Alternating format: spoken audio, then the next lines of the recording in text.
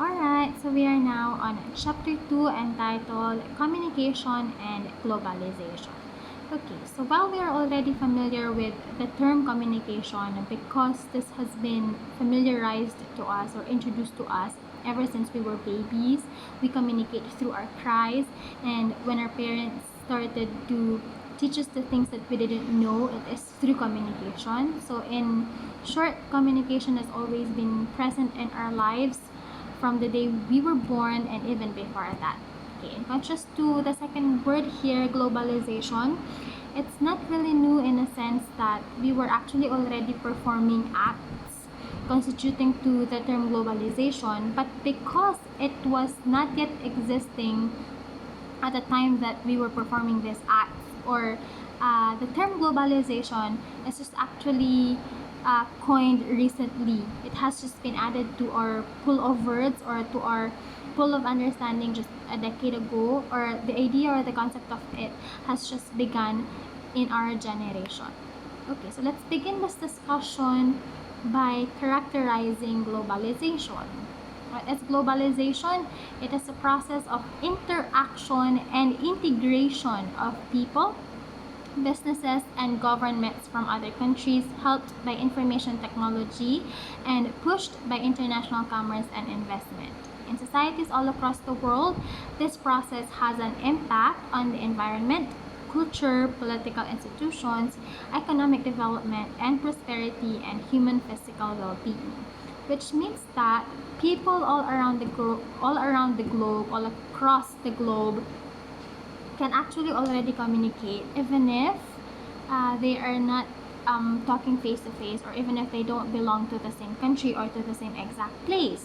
For example, you happen to have relatives who are working in the United States of America and you are left in the Philippines, but you want to communicate with them, and it's possible through what? Through the aid of information technology. So how do we send our messages to our relatives living abroad? We send them in our using our messenger, using our Facebook with video call. Okay, and even just a simple reaction or comment in their posts in their social media accounts such as Facebook and Instagram, we're actually already communicating, and that is made possible through the information technology. And the communication between and among people who are living from different countries actually refer to globalization. But it is not only limited to that, because it's mentioned here that through globalization, businesses and governments from other countries can actually transact with one another, right? So, and what do you think is the effect of the countries transacting with one another as regards with their business or their political affairs? It's mentioned here that it affects the environment, the culture, the political institutions, economic development and prosperity, and human physical well-being. Okay, let's discuss first here its effect on environment. As much as information technology helps or builds or creates or leads to another invention, it can actually also destroy. And this is very evident when it comes to the environment. The rise of the infrastructures, all the technology hubs, largely contribute to all sorts of pollution, right? And how about in culture? This is very rampant in the Philippines. When you have your K-pop idols, you see them on the national television or on YouTube or on Facebook or on Instagram. What do? We copy them, right?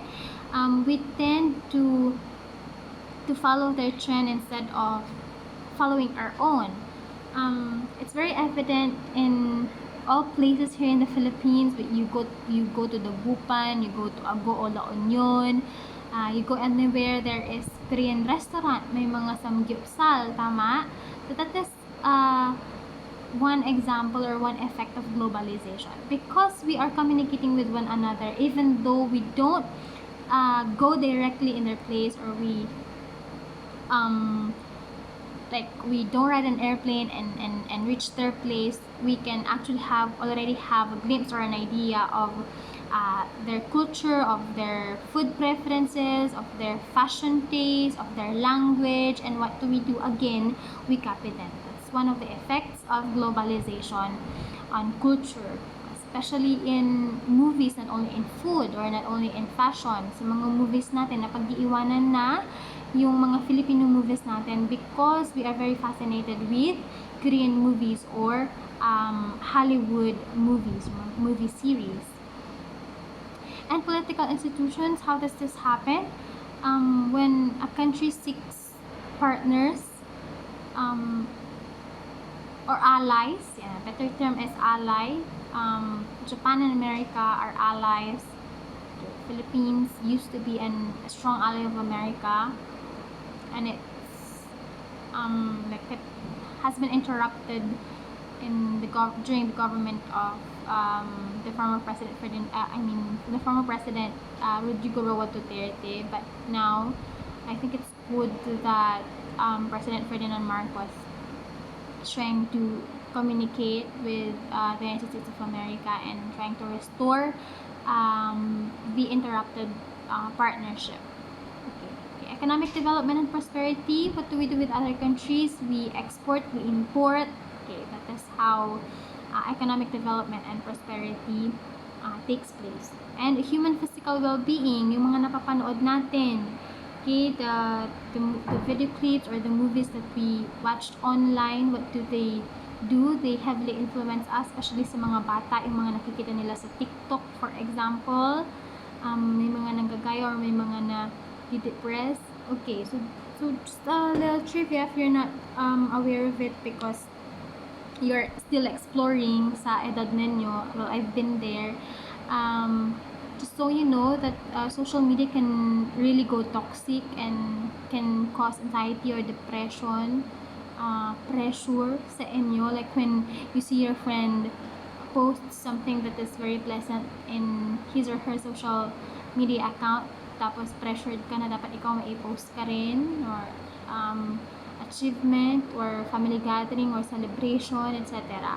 Okay, so just be careful and make sure that you are emotionally balanced, because if not, social media or globalization in this matter can really affect human physical well-being. Okay, not only emotional, physical, kasi paano? Hindi ka na natutulog, diba? Sa kaka-cellphone mo, kakanood mo, kaka-internet mo, na hindi ka na natutulog, kaya you are already losing weight or losing appetite, napapabayaan mo na yung sarili mo. Okay, so that, I hope you're now having an idea on what globalization is. In summary, it's making connection of people possible, even if these people belong to a different two different countries. Yeah. Okay, despite the fact that there has been a surge in interest in the phenomenon of globalization since the 1980s, the phrase is nevertheless used to describe a process, a policy, a marketing plan, a predicament, or even a philosophy. The trouble with globalization is that it is not so much a theme, it is a collection of processes, some of which overlap and interlock, but others of which are contradictory and antagonistic. As a result, reducing globalization to a single theme is challenging. Of course, right? How can you gather people are all around the globe with differing views, with different languages, with a different taste or with a different preference in food or in their fashion? So paano? One example is the theme. Ano yung theme kapag nagsama-sama ang Philippines, Indonesia, Laos, Cambodia, Vietnam, ayang mga yan, Thailand. So ano sa tingin niyo yung theme dyan? The theme is, these countries I've mentioned belong to the Southeast Asian. Tama? Southeast Asian nations. Ito yung mga magkakapit-bahay. Kaya naman, dahil magkakapit-bahay sila, they have similarities in the way that they dress or in their cultures. Kasi nga magkakapit-bahay lang. Sa color, perhaps. Ayun. Okay, kahit na, but you cannot totally merge them or combine them as one kasi meron pa ring tinatawag na diversity or differences. Pero I've also read that in globalization, we are one, in a sense that we have one goal, and that is to prosper, or that is to make one another successful, or rise above our present situation, pero existing pa rin or present pa rin yung differences natin. And that is actually good. Kahit na may differences tayo, ang nakakapag-bind sa atin ay etong differences mismo na ito. Through what? Through what word? Through respect, diba? We just have to respect one another, widen our viewpoints, widen our horizons, and understanding one another towards achieving our goal, which is prosperity. So, yan yung isang example ng unifying theme para sa mga magkakaibang bansa. Okay. As I've said, globalization is not really new. The globe has been globalized even before men coined the term globalization. So, marami na tayong ginagawa dati na nagko-constitute sa salitang globalization, pero hindi lang tayo aware kasi nga itong globalization na ito ay, yung salitang globalization ay na-invento lang naman just recently. Okay.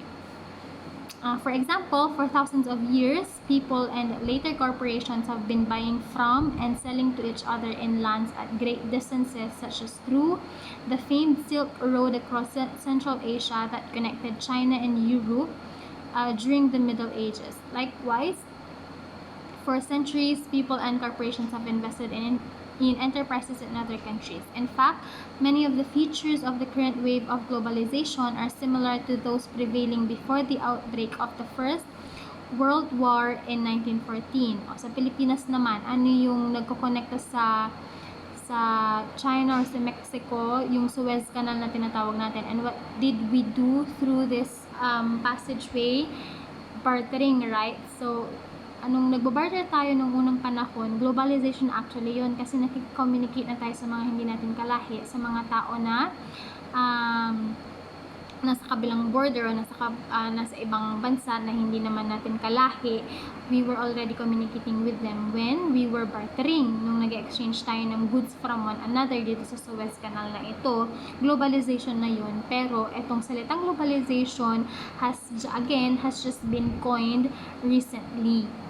And it has been made more possible through information technology. So, dati, nagta-travel pa via ships yung mga gustong maki-barter sa Pilipinas at dumadaan nga dito sa Suez Canal.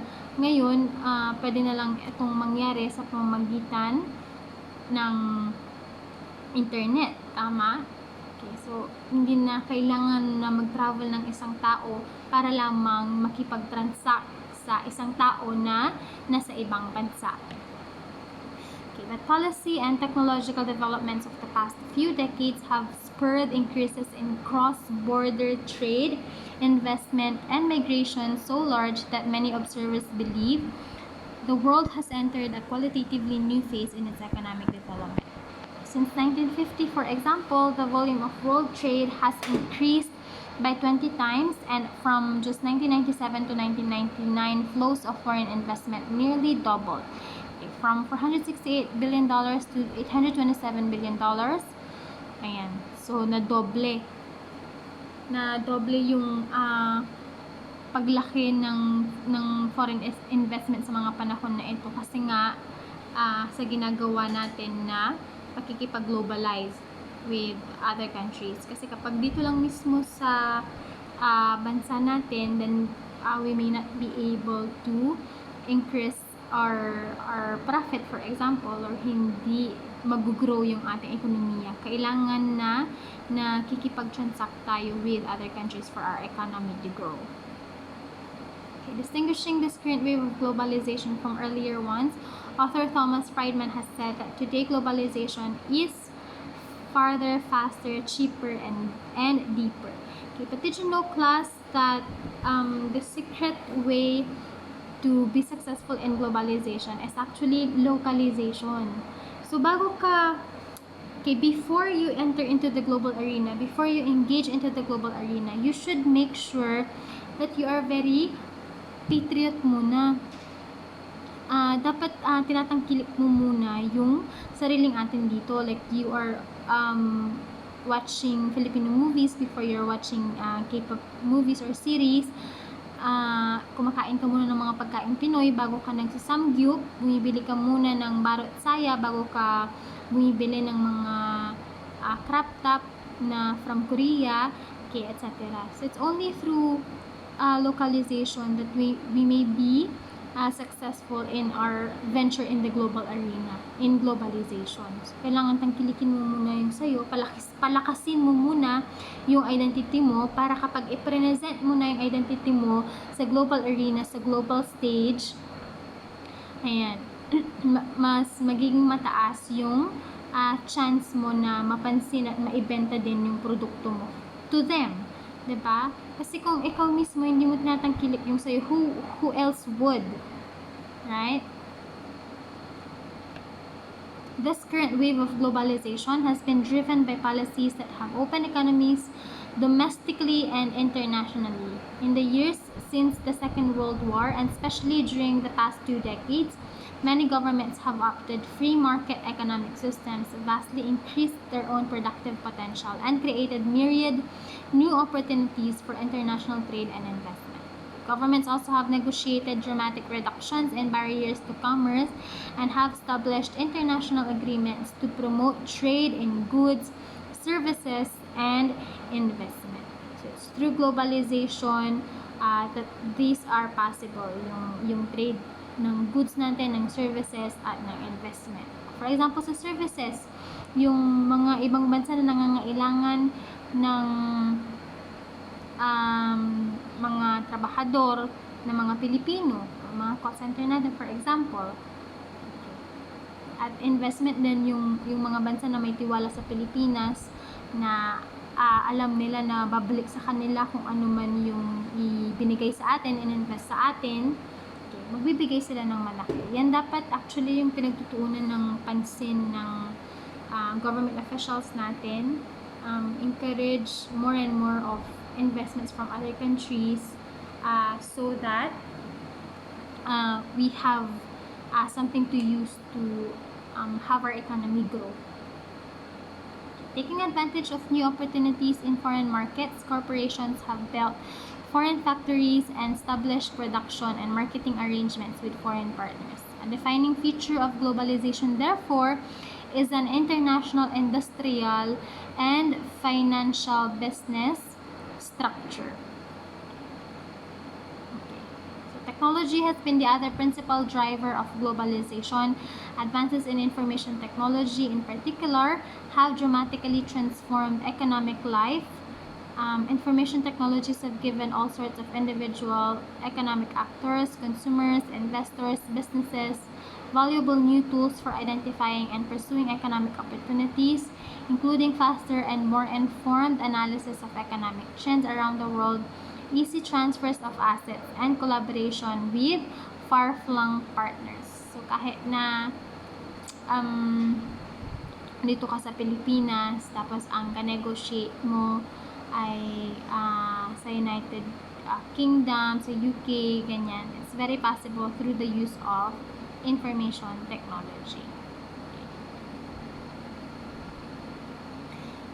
So, this word here is actually very important in us trying to understand the concept of globalization. Again, yung globalization, businesses, transactions, political ties with other countries, communication with other people living in another country, and yung mga yan ay ang tinatawag natin na globalization. But it is also important to take note of this word, diversity. So what does this mean? Diversity is equal to recognition and valuing of difference. Kasi nga, magkakaiba tayo. We're here in the Philippines, we're Filipinos, and the people living in the United States of America are Americans. So just by the title, or just by how we are called, we are already different. Okay, what else? Saan pa tayo nagkakadeferensya? Sa edad natin. Okay, kapag may kausap tayong tao or kachat tayo, diba, maaaring hindi natin sila kaedad. So there's a difference in age, in religion, in our beliefs. Kasi for example, in Saudi Arabia, what's the dominant religion there? And here in the Philippines, what's the dominant religion? Roman Catholic. So maaaring magkaiba tayo ng belief, pero possible pa rin yung communication natin here in globalization. Pero ayun nga, wag natin kakalimutan or wag natin isasantabi or ipapawalang bahala itong diversity because this is present in globalization. So even if you're already connected, that's undeniable. Kayang-kaya na nating makikonekta sa kahit na sino sa buong mundo through the use of information technology. Let us not forget that with this possibility, diversity is still present. Even with this possibility, given this opportunity, hindi pa rin natin makakaila na meron pa rin pagkakaiba. Okay. In gender, in education, in race, of course, ethnicity, ability, and income. Okay. We are aware that other countries are more well off than us, are more economically developed than us. That pertains to income. When it comes to ability, this is related with education. Alam naman natin na ang mga top countries o yung mga high ranking natin na mga bansa when it comes to education ay yung sa China, sa Japan, sa Amerika, at tayo nga ay nasa bottom pa, diba? So ito yung mga dapat na in-strive natin na i-achieve para makipagsabayan tayo sa mga malalaking bansa na ito. In ethnicity, that's right, ibang-iba ethnicity and race. Ayan, tayo mga Pilipino, sila mga Amerikano, kaya maaaring may pagkakaiba sa unang-una sa lengguwahe, sa pag-uugali, sa values. So ano ba yung pinakasikat na values ng mga Pinoy? Hospitality, ayan, yung family-oriented, family-centered, ayan. Pero pag sa Amerika, more on, ano sila doon, liberation, freedom, ayan. Pag sa China naman, yung credibility, accountability, ayan. Si Confucius, yung honesty, etc. Alright, next. So here, I'll just have to measure how well you are performing globalization, kasi maaring hindi nyo alam na you're already engaging into globalization, you're already performing acts constituting to the term, pero hindi lang kayo aware. O ngayon, dahil naituro na sa inyo what globalization is, I have prepared 10-item evaluation here, pero gagawin ko na lang ito or isasend ko sa teams natin yung form na ito so that you can answer. So I'll just explain this 10-item one by one. So let's start with, I enjoy communicating with people unlike me as much as with persons like me. So strongly agree, neutral, disagree, or strongly disagree kayo.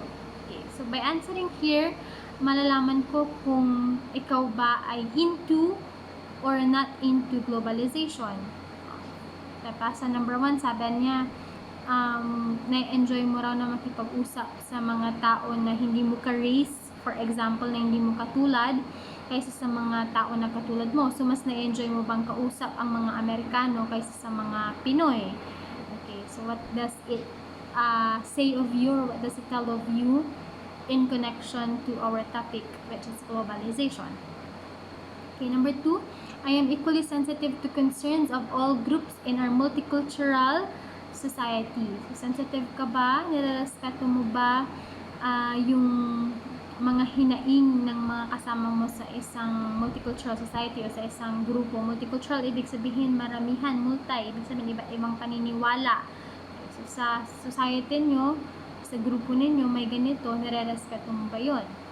Alright, number 3, I can tell when people from other cultures do not understand me or are confused by my actions. Okay, this is important. When you can determine or when you can determine, or I'm looking for a term, what is this? Kapag ka nade-decipher, ayan, decipher ba?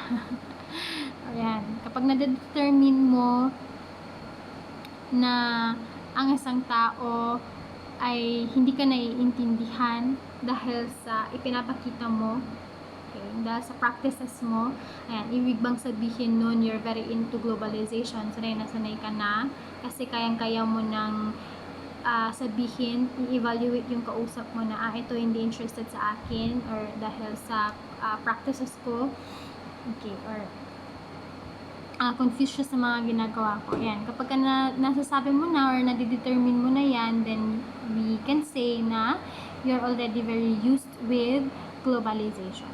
Okay, number 4, I do not fear interacting with persons from minority groups any more than I fear interacting with persons from the dominant culture. Ayan.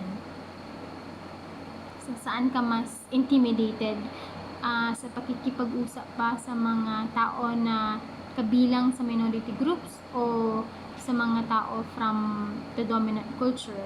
For example, here in the Philippines lang, pero this is globalization kasi, kaya we have to involve other countries talaga. Ano ba yung mga dominant cultures natin? Definitely the American culture and the Western culture, tama? The Western culture and yung booming ngayon, sa tingin ko nga parang mas nagpo-flourish palalo ang Korean culture kaysa sa Western or American culture. Pero nandyan pa rin ang ganda ng na-establish ng Western countries. Grabe yung influence niya, hindi lang sa mga neighboring countries niya, pero as far as here in the Philippines, grabe yung impact at influence nila sa atin. Pero as what I am observing, sa ngayon, medyo ang patok sa atin ay Koreans talaga, no? Okay. Number 5, persons of other cultures have a right to be angry at members of my culture. O, anong masasabi mo dyan? Okay, meron silang karapatan na magalit sa mga tao na kabilang sa parehong pinapaniwalaan mo.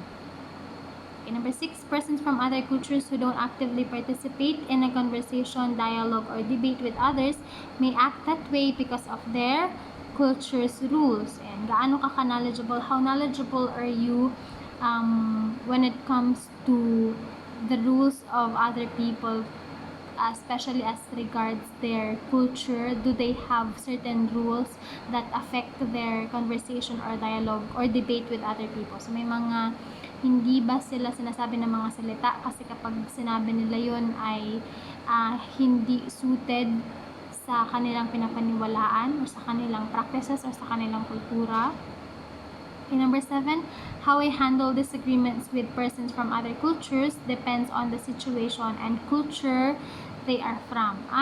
Parang this involves discrimination, parang discriminatory. Parang it's telling us that kapag ka ba sa isang tao from the dominant culture ka nakikipag-argue, medyo giving ka, medyo malumanay ka, or medyo submitting ka. Pero kapag kayong tao na ka-argue mo or ka-disagreean mo, ka-debate mo ay from the minority group, doon ka nag-assert, doon ka very dominant. So what does it tell of you, diba? Okay, number 8, my culture is not superior to other cultures. Strongly agree, neutral, disagree, strongly disagree. May tawag tayo dito, ethnocentric, and mga ganyan. Ethnocentric kapag iniisip mo na yung kultura mo ay mas maganda kaysa sa kultura ng iba. For example, here in the Philippines, kapag sinabi mo na our culture here in the Philippines is better that of yours in India, ganun, diba? Ano yun, nung tawag doon? Strong agree, neutral, disagree, strong disagree. We are all humans, so just be honest. Ako lang naman makakabasa ng responses ninyo dito. Makikita ko kung gaano kayo ka-familiar na sa globalization. Paano nyo siya i-take individually? Paano nyo i-take ang globalization individually? Okay, number 9, I am knowledgeable of how to behave with persons of other cultures. For example, um, alam mo na bawal makipag-handshake, for example. This is not necessarily true. So I'm just providing you example for the sake of this. Number 9. For example, kultura sa China na bawal makipag-handshake. Dahil knowledgeable ka rito, hindi ka makikipag-handshake. Kasi kung makikipag-handshake ka, you might offend the person you are doing this with. Kasi nga sa kultura nila, ipinagbabawal ito. Okay. So, ganun ka ba na kapag kaalam mo na yung tungkol sa kultura ng isang tao ay sinusubukan mo na itong i-apply in reality. Okay. Number 10, I respect the communication rules of cultures other than my own. Alright, so 10 lang yan. Hindi naman ito objective type, or this is not to be scored. It's not going to be scored. It's not going to be recorded. I will just measure how well you are, or how do you take globalization. Okay, impacts of globalization on communication. In an article entitled The Impact of Globalization on Communication Skills Development, David Ingram said that communication skills development has always been an important factor of success in business, but the influence of globalization and cross-cultural interaction in recent decades has impacted the types of communication skills needed in dramatic ways. No longer can entrepreneurs afford to simply communicate well within their own homogeneous cultures. Ayan, kapag ka-businessman ka, kapag ka-entrepreneur ka, hindi ka dapat limited lang sa pagkikipag-usap ng maayos sa mga katulad mong kultura, sa mga kalahi mo. Pero, you should also be well-versed when it comes to communicating with other people of different culture. Kasi nga globalization ito, paano ka makaka-close ng deal sa isang tao from other country, or sa isang businessman from other country kapag ka hindi ka magaling. So, what are the impacts of globalization on communication? So, ano kaya yung dulot ng globalization sa communication? Mas ginagalingan ba ng mga tao for the sake of globalization para lang, for example, in business purposes, ayun nga, makuha nila yung investment na gusto nila? Okay, let's see here. Thus, today, people need to understand the dynamics of long-distance collaboration, the impact of culture on manners of speaking and body language, and how to use technology to communicate with people on the other side of the globe. Okay, impacts of globalization on communication. Number 1, virtual interaction. Okay, I've closed ata. Teka lang. What does it say here on virtual interactions? Okay, globalization has introduced virtual communication and collaboration as a major part of academic and workplace dynamics. We need to understand the strengths and limitations of different communications media and how to use each medium to maximum effect. For example, communicating via email to distant team members requires a certain etiquette and nuance not necessarily required in face-to-face interactions. Holding virtual meetings requires a similar change in approach, and people who are unaccustomed to communicating in groups in virtual settings can find themselves lost, confused, or unable to share their input. This is why in schools, language courses try to address the challenges of virtual interactions. Ayan. Isang effect ng globalization sa communication ay itong virtual interaction. So, dati puro lang tayo face-to-face. Ngayon, meron ng virtual interaction. For example, again, you're here in the Philippines, tapos you choose to study abroad without literally going there, okay, without having to live there.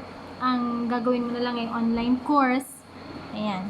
So, through virtual interactions. Sinasabi dito na kapag ka face-to-face, may mga bagay na hindi ka na sinasabi, pero ginagawa mo kapag ka nag-email ka, for example. You are sending your message virtually through emailing. So, dun sa email natin, we start with the salutation. Ayan. So, sinasabi pa ba natin yan kapag ka kausap na natin face-to-face o directly ang isang tao? Sasabihin mo ba doon? For example, kausap niyo ako sa face-to-face, sasabihin mo ba sa akin na, Dear Madam Angelica, di ba hindi?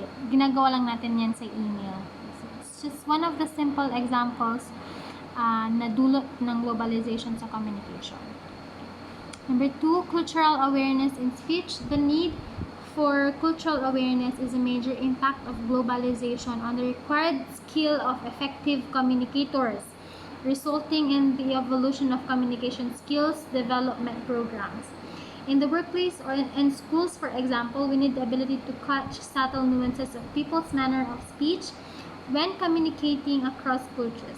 Even when two people are speaking the same language, cultural differences can affect vocabulary, colloquial expressions, voice tone, and taboo topics. Okay. In Japanese, business culture, for example, it can be considered rude to ask personal questions in an initial business meeting. In the US naman, on the other hand, asking personal questions and sharing personal information can display warmth and openness. Okay, American and Japanese business people who understand this about each other can communicate in ways that resonate more effectively with each other.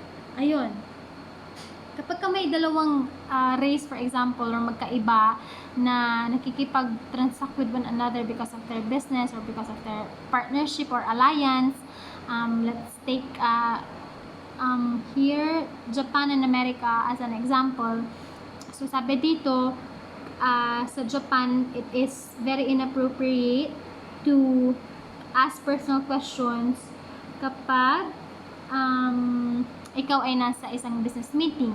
Pero dito sa Pilipinas, kahit na importante na yung pinag-uusapan, very serious na yung matter, may mga nagagawa pang magbiro o mag-share ng kanilang mga pangyayari sa kanilang mga sariling bahay, sa kanilang mga sariling tahanan, di ba? Kinikwento nila na namatay yung asa nila, etc.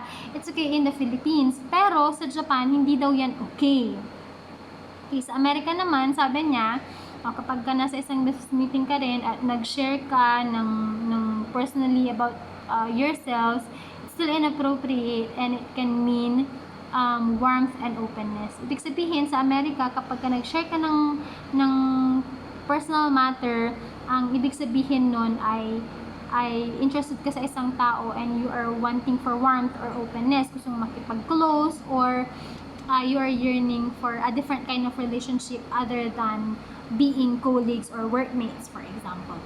So, imagine in America, kunwari sa mga offices doon, ang mga pinag-uusapan lang nila ay tungkol lang sa kanilang mga trabaho. Walang nag-share na namatay yung aso nila, na nakagat ng pusa yung ante nila. Di ba mga ganyan yung mga pinag-uusapan dito sa Pilipinas kahit na ang mga tao ay nasa trabaho. Dinadala pa rin nila yung mga pangyayari sa kanilang tahanan. Okay, so here in number 2, cultural awareness. Kapag hindi ka aware sa ganitong kultura ng mga taong kausap mo, then you may be able to offend them or you might be misinterpreted. Katulad na lamang kapag nakipag-usap ka sa isang Amerikano, nag-open ka ng personal mo pero you're in the middle of a professional work, ang interpretation ng Amerikano sa iyo you are interested sa kanya kasi nga nag-open ka ng personal matter about yourself even if you're in the middle of school project, for example. Okay, so ito yung nagagawa ng globalization sa communication. It is making us aware of do's and don'ts or of the cultural differences of the people involved in the communication. Okay, number 3, cultural awareness in body language. Ayan, kasi nga ang communication ay hindi lamang limited sa oral at written, meron din tayong tinatawag na body language, mga gestures natin. Okay, awareness of cultural differences in body language can be just as important as the nuances of speech. This is why in school, students are taught to understand acceptable speaking distances, conflict styles, eye contact, and posture in different cultures, accepting that the physical expression of their own culture are not universally accepted. Students are also taught how to address these differences to prepare them for face-to-face meetings with foreign suppliers, customers, or team members when they become professionals. Okay.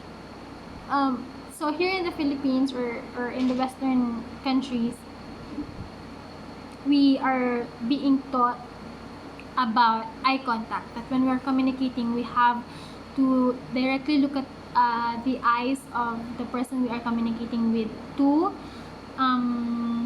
display our sincerity, or to tell him or her that we are sincere in communicating with him or her, or that we are very interested. Pero maaaring sa iba, ang eye contact na ito, ang ibig sabihin niya ay intimidation. Like, hindi you are trying to intimidate the person, kaya mo siya tinitignan sa mata para siya ay ma-disturb sa kanyang speech, or mawala, mawala sa kanyang sinasabi. So, yung tinuturo sa atin, yung kultura natin dito may not be applicable sa ibang bansa, kaya dapat we are very careful and we should be aware of these cultural differences, may it be in speech or in body language. And of course, time differences, kasi nga hindi para-pareho yung oras, kasi nga ikaw ay nasa Pilipinas, yung isa naman ay nasa Amerika. Of course, there is a time difference. The advent of global collaboration introduces another new dynamic to communication skills, the need to communicate and share information with people across several time zones. When people collaborate with others on the other side of the globe, their counterparts are usually at home asleep while they themselves are at work. This is why schools teach students to address the nuances of overcoming this challenge by teaching them to understand the information needs of their colleagues according to the communication styles of different countries or cultures. So, being able to effectively share information between shifts can make or break the productivity of a geographically dispersed team, making this unimportant upon reaching this point. So, do skill builder 3 on page. Okay, this skill is particularly needed in call centers catering clients from countries of different time zones. Okay, let's not take the call center as an example, but I think we have a better example.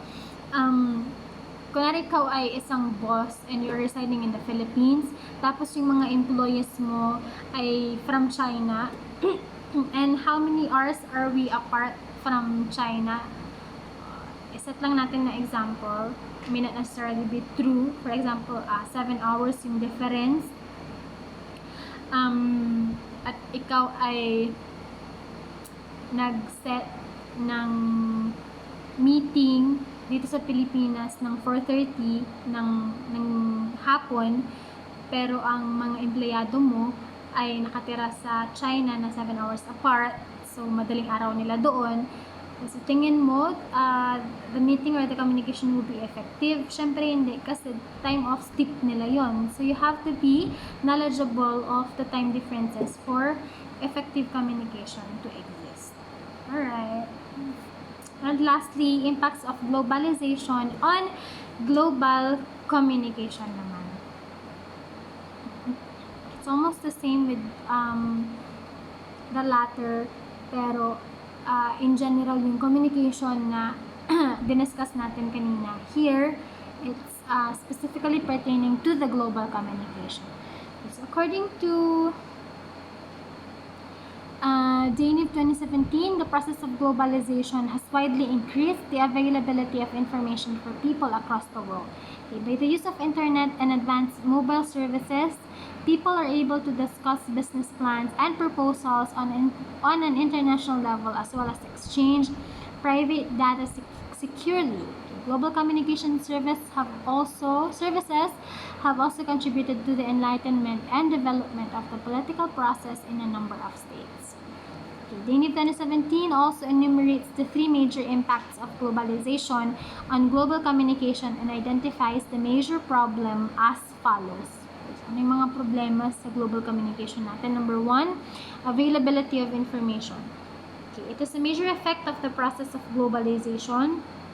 The World Health Organization, in its works focused on the cultural dimensions of globalization, has expressed the view that with the spread businesses delivering internet, satellite, TV, and mobile services, the costs of such information technologies drop. The decreased price makes it easier for people across the world to make use of the World Wide Web and the resources available. Ayan, availability of information. Yung access, actually, this referring to access, ang mga tao syempre pipiliin na nilang mag-google na lang yan or mag-browse na lang dito sa sinatawag natin na World Wide Web para makakuha ng impormasyon kaysa maghintay ng isang news sa national television, for example. Okay. Because information is already readily available, one click lang as long as there is internet. This is conduct. Globalization has influenced global communication by implementing new techniques for business conduct among workers at international corporations. Long-distance travels are no longer necessary for business people should they require a meeting with a partner overseas. Internet technology makes it possible to exchange business information and conduct video conferences. Additionally, enhanced communication allows businesses to promote their products more efficiently in the international market. This significantly changed the business world. Okay, so I've already discussed this actually. Ayun nga, kahit na magkaibang bansa kayo, for example, your entrepreneurs, your partners, pwede pa rin kayong mag-set ng meeting kahit na hindi kayo magkaharap. Or you can just have video call or meet online sa kahit na anong application or software. Okay, ano pa yung sinasabi dito sa business conduct? Yung pinapagawa ko sa inyo na advertisement, ayan. So, paano ba pinopromote ang goods and services dito sa business conduct natin? Through advertisement, diba? And it is the idea of globalization. So, yung mga businesses natin, pinapalakas nila yung goods and services nila na ipapakilala nila ito hindi lamang sa lugar na kanilang kinabibilangan, pero pati na rin sa iba. So, it's reaching far wide audience through the internet, and this is called globalization. Ayun, so impact ng globalization sa global communication, natututo tayo na mag-invent or mag-come up ng mga ganitong pamamaraan kung paano natin i-introduce yung products and services natin as far as business conduct is concerned. Okay, social awareness. The availability of information, which is a direct effect of the development of global communication systems, has led to increased social awareness of people across the world. Information technology and networks enable them to share opinions, views, work on projects, and research different areas. Ayan, we are very much connected. We are connected more than ever. Sa panahon natin ngayon, nakakapag-share na tayo ng thoughts, ng comments, ng opinions sa internet, especially during the election, diba? Yung mga kabanter ninyo, ka-debate ninyo, pink versus red, ayan, sa social awareness na lalaman na natin kung ang isang tao ay pabor sa ganito o hindi sa pamamagitan ng kanyang mga posts sa kanyang social media. Ayan, so we are becoming aware of our society or of the people around us through interaction gamit ang internet. So, through our interaction dito sa ating mga social media accounts. And lastly, the problem, effect of globalization in the global communication. Despite its quick spread and continuous development, global communication has not reached the majority of people on all continents. Okay, the World Health Organization indicates that at least 70% of all people in Africa will never make a single phone call or use internet. This points out the need of a more extensive application of communication technologies as part of the process of globalization. Ayun. So, kahit na connected na tayo more than ever, and pwede na nating makausap, maka-interact ang mga tao na naninirahan sa ibang bansa. May mga bansa pa rin na walang access sa internet, na hindi pa rin halos nag-perform as far as globalization is concerned dahil sa kanilang economic standing. For example, ang bansang Africa, alam naman natin na walang resources doon. So, hindi nila nalalaman yung mga pangyayari all around the world or all around the globe dahil nga wala silang access sa information, dahil wala namang internet doon, o baka nga walang phones, cellphones, computers, diba, mga laptops or tablets, mga gadgets na available dito sa Pilipinas. Ayan, third world country na nga tayo, ang hirap-hirap na nga natin, pero available naman itong mga gadgets na ito sa atin. And internet, kahit na mabagal, at least meron, pero may mga bansa pa rin talaga na walang access sa mga ito. And that's actually the major problem in globalization. So, hindi niya pa rin talaga na-reach lahat. So, maaaring ang dami niya lang na-reach, and it's undeniable na ang dami niyang kayang gawin. Hindi pa rin natin din makakaila na may mga bansa pa katulad ng Africa na hindi gaano nagpo-perform as far as globalization is concerned.